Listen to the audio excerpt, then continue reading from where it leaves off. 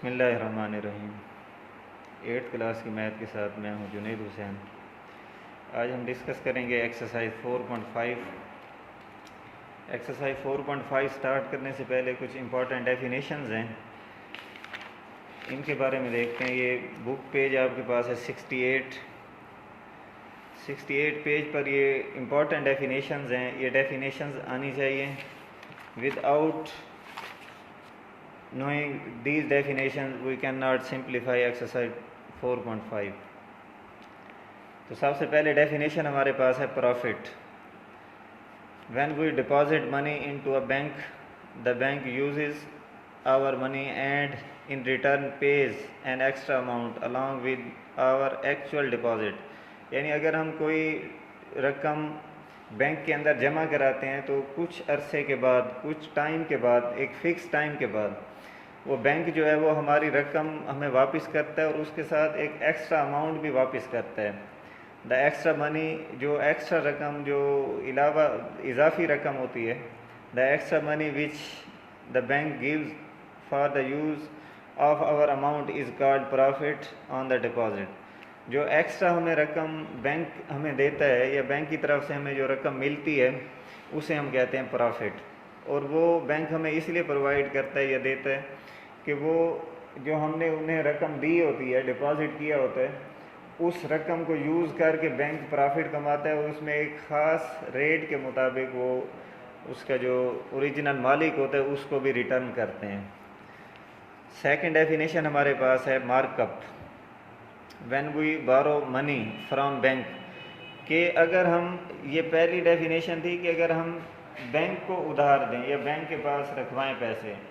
Markup है कि अगर हम उधार लें बैंक से कुछ रकम लें टू रन अ बिज़नेस, के अपना बिज़नेस, कारोबार या किसी और पर्पज़ के लिए कोई अमाउंट लें। The bank in return receive some extra amount along with actual money given. तो बैंक जो है वो हमसे वो अमाउंट भी लेगा और उसके साथ एक्स्ट्रा मनी भी लेगा। This extra money which the bank receives is known as markup. जो असल रकम से ऊपर हमसे जो बैंक पैसे लेगा, रकम लेगा, उसे हम कहेंगे मार्कअप। इसे हम डिनोट करते होते हैं आई से। प्रॉफिट को डिनोट करेंगे। प्रॉफिट और मार्कअप एक ही उनमें यूज़ होगा।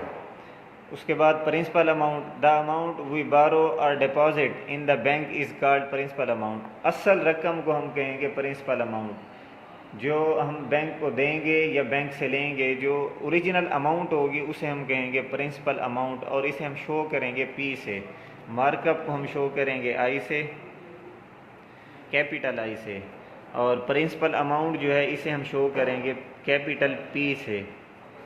उसके बाद नेक्स्ट हमारे पास है profit markup rate. Profit rate या markup rate, the rate at which the bank gives share to its account holder is known as profit markup rate.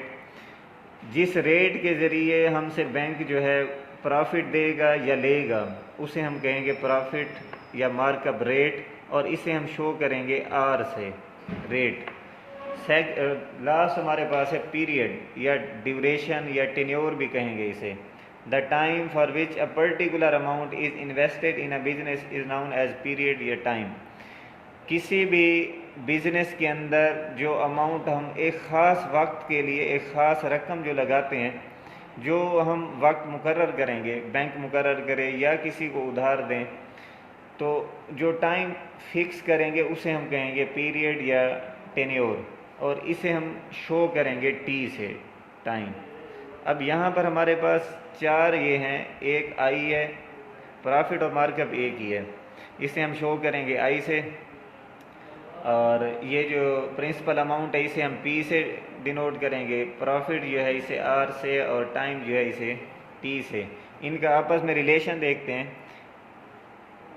Calculate profit और मार्कअप, कि अगर हमने प्रॉफिट या मार्कअप फाइंड करना हो for calculation of profit और markup, ये एक ही चीज़ है प्रॉफिट और markup.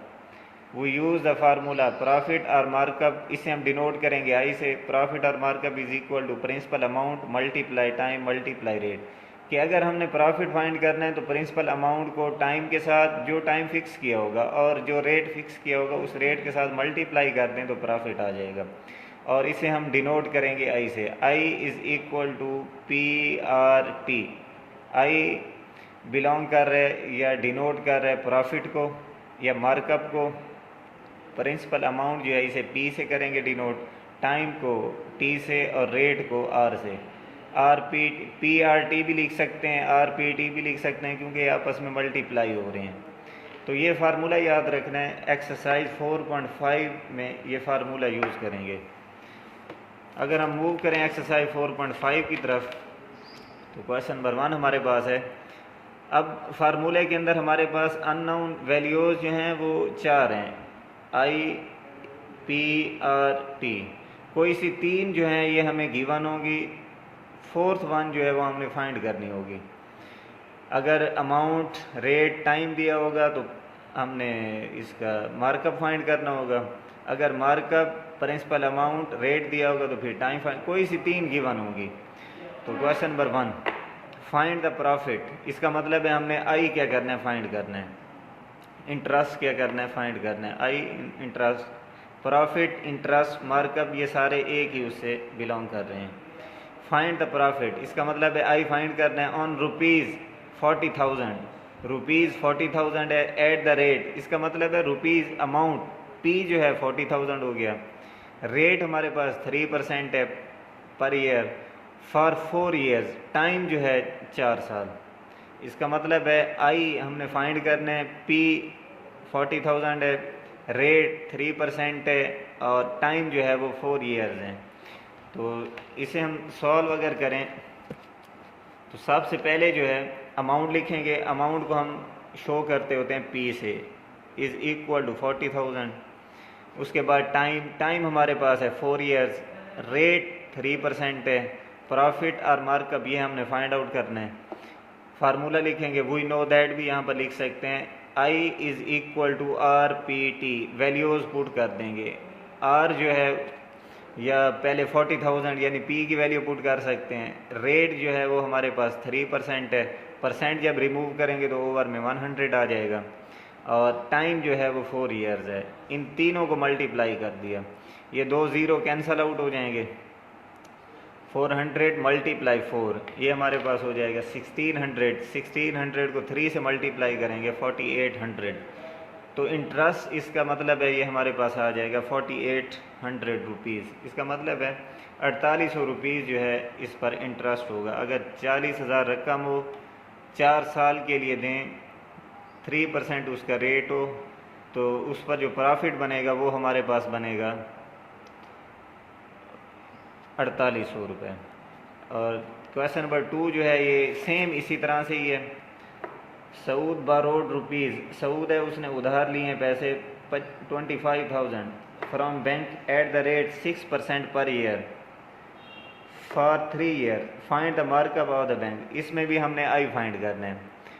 Actual amount principal amount 25,000 हो जाएगी, रेट 6% हो जाएगा, टाइम जो है 3 ईयर्स और मार्कअप आई फाइंड करना है। सेम जिस तरह क्वेश्चन नंबर 1 किया है उसी तरह से I is equal to R P T.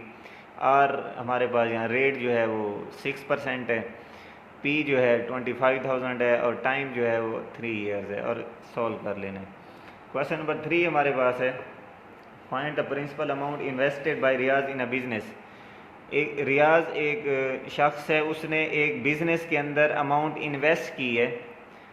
If he receives a profit ₹4200 in 3 years, उसे जो प्रॉफिट मिला यानी मार्कअप जो आया, मुनाफा जो आया वो 4200 है 3 साल के अंदर, रेट 10% के हिसाब से। इसका मतलब है यहाँ पर हमने पी फाइंड आउट करना है। तो सबसे पहले के लिखेंगे प्रॉफिट, इसे हम डिनोट करते होते हैं आई से, मार्कअप या प्रॉफिट 4200, टाइम 3 ईयर्स है, रेट 10% है, अमाउंट फाइंड करनी है यानी उसने बिजनेस के अंदर कितनी अमाउंट इन्वेस्ट की थी, कितनी अमाउंट लगाई थी। फार्मूला लिखेंगे I is equal to R P T. यहाँ पर हमने पी फाइंड आउट करना है, आर मूव करेंगे मल्टीप्लाई हो रहा है डिवाइड हो जाएगा, टी मल्टीप्लाई हो रहा है इक्वल की दूसरी साइड पर जब शिफ्ट करेंगे डिवाइड हो जाएगा। वैल्यूज़ पुट कर देंगे। आई जो है ये हमारे पास 4200 है, पुट कर देंगे। आर की वैल्यू 10% है रेट, परसेंट जब रिमूव करेंगे, डिवाइड कर देंगे 100 से, मल्टीप्लाई 3, यहीं पर ही कैंसिल आउट कर सकते हैं इसे, ये 0 0 से कैंसिल आउट कर देंगे और ये 0 इससे कैंसिल आउट कर देंगे, तो बाकी हमारे पास ये रह जाएगा। जब हम इसे सिंप्लीफाई करते हैं तो 1400 मल्टीप्लाई 10 रह जाएगा और मल्टीप्लाई करेंगे तो 14,000, यानी यहाँ पर आपने इसे जस्ट सिंप्लीफाई करना है। ये 0 कैंसिल आउट कर दिया और ये कैंसिल आउट करेंगे 3 से, 3 1 द 3 1 कैरी करेंगे, 12 3 4 द 12 0 0, 1400 मल्टीप्लाई 10 तो 14,000 हो जाएगा। इसका मतलब है जो रियाज ने बिजनेस के अंदर जो अमाउंट इन्वेस्ट की थी वो थी 14,000। उसके बाद नेक्स्ट हमारे पास question number 4, Ajmal invested some amount in a business. ये सेम जिस तरह क्वेश्चन नंबर 3 की है, सेम इसी तरह से ही है कि अजमल ने कोई कुछ अमाउंट जो है एक बिजनेस के अंदर इन्वेस्ट की है। He receives a profit of ₹27,000, 27,000 रुपये उसने प्रॉफिट हासिल किया। रेट 12% है, टाइम जो है 3 ईयर्स है। फाइंड इज ओरिजिनल इन्वेस्टमेंट, यानी पी फाइंड आउट करना है। तो ये आपके असाइनमेंट है, ये आपने खुद करना है, होमवर्क है आपके। Question number 4। क्वेश्चन नंबर 5 हमारे पास है, एट व्हाट एनुअल रेट। इसका मतलब है यहाँ पर हमने रेट फाइंड करना है, आर फाइंड आउट करना है। Percent would ₹6800, amount becomes ₹9044। अब ओरिजिनल अमाउंट थी 6800 रुपये, यहाँ पर प्रॉफिट नहीं बताया हमें, क्योंकि फार्मूले के अंदर 4 चीज़ें यूज़ हो रही हैं, आई यानी इसका इंटरेस्ट या मार्कअप या profit, R rate, principal amount P, और टाइम जो है वो टी। अब प्रॉफिट यहाँ पर नहीं दिया हुआ, ये बताया हुआ है कि 6800 रकम थी और उसके अंदर प्रॉफिट ऐड हो के वो रकम हो गया 9,044। इसका मतलब प्रॉफिट हमने यहाँ पर खुद फाइंड आउट करना है। टाइम जो है 11 ईयर्स है। आर फाइंड आउट करना है, यहाँ पर प्रिंसिपल अमाउंट 6800 दी हुई है और प्रॉफिट भी क्या करना है यहाँ पर फाइंड करना है, क्योंकि कोई सी 3 चीज़ें पता होनी चाहिए। सबसे पहले प्रिंसिपल अमाउंट लिखेंगे, अमाउंट विद प्रॉफिट, प्रॉफिट के साथ अमाउंट हो गई ये। इसका मतलब है असल जो उसकी रकम ये थी अब ये हो चुकी है, तो प्रॉफिट 9,044 में से 6800 माइनस कर देंगे, 2,244 जो है उसे प्रॉफिट है टोटल रकम में, बाकी 6800 ओरिजिनल अमाउंट थी। रेट ये फाइंड आउट करना है। टाइम जो है वो 11 ईयर्स है। फार्मूला हमारे पास है I = RPT, फार्मूला ये यूज़ करना है, चाहे इसका आई फाइंड करना हो यानी इंटरेस्ट या मार्कअप फाइंड करना हो, या प्रिंसिपल अमाउंट या रेट या टाइम, फार्मूला यही यूज़ करेंगे। वैल्यूज़ पुट करके फिर जो फाइंड आउट करनी होगी उसे एक साइड पर कर देंगे और बाकी एक साइड पर इकट्ठे कर देंगे।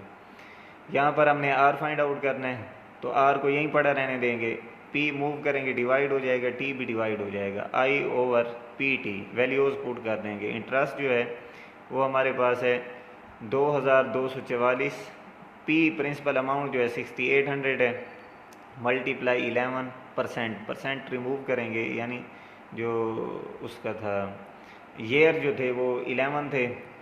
तो जब हम इसे, क्योंकि रेट फाइंड आउट कर रहे हैं तो 100 से डिवाइड भी करना पड़ेगा। 100 मूव करेंगे मल्टीप्लाई हो जाएगा, यानी यहाँ पर डिवाइड हो रहा है, शिफ्ट हो जाएगा ऊपर, कैंसल आउट हो जाएंगे 2 0। ये जब हम इसे सिंप्लीफाई करते हैं, ये हमारे पास है, अगर हम इसे 11 से सिंप्लीफाई करें, 11 1 द 11, 11 2 द 22, बाकी यहाँ पर हमारे पास 4 डिवाइड नहीं हो रहा तो 0 रह जाएगा, 11 4 द 44। 204 को जब हम 68 से डिवाइड करते हैं तो 3 आ जाते हैं, 3%, और साथ परसेंट लगा देंगे क्योंकि रेट के साथ परसेंट होता है।